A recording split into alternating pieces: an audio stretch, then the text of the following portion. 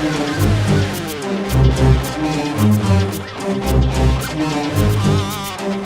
All right, it's Dan from Paracord. We're out here in the field shooting. We were shooting at 100 yards earlier. Now I backed up as far as I could.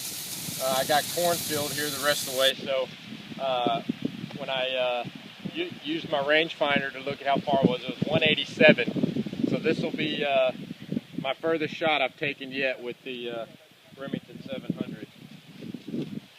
All right, so I decided to go down here in the prone.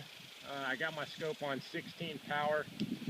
So I also got a camera down there by the steel target. So we'll see how it goes.